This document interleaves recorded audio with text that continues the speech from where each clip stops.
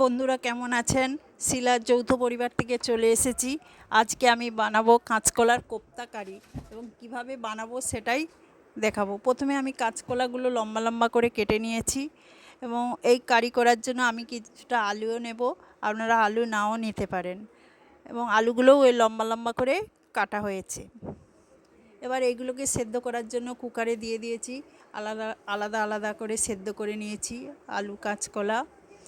এই আলু দেখুন, আলু সেদ্ধ, কাঁচকলা সেদ্ধ, আর একটা টমেটো নিয়েছি, শুকনো লঙ্কা, কাঁচা লঙ্কা, কালো জিরে, নুন, হলুদ, ভাজা মশলা, 1 চামচ ময়দা আর এক চামচ আদা বাটা।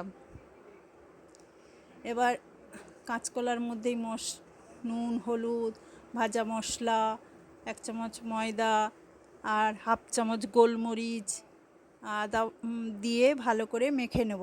নিয়ে এইগুলোকে তেলের মধ্যে, গরম তেলের মধ্যে গোল গোল করে আকারে ভেজে নেব।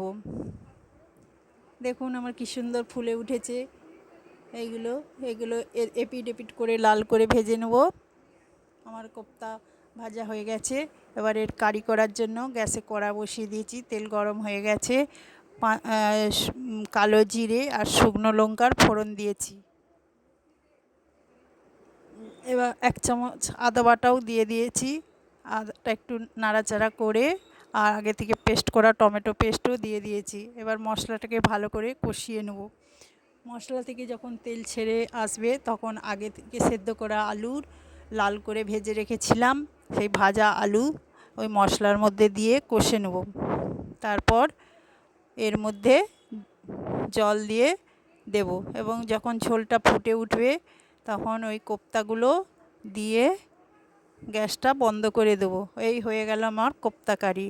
যদি আমার এই রেসিপিটা ভালো লেগে থাকে তাহলে একটা সাবস্ক্রাইব করবেন। নমস্কার, টাটা, বাই বাই।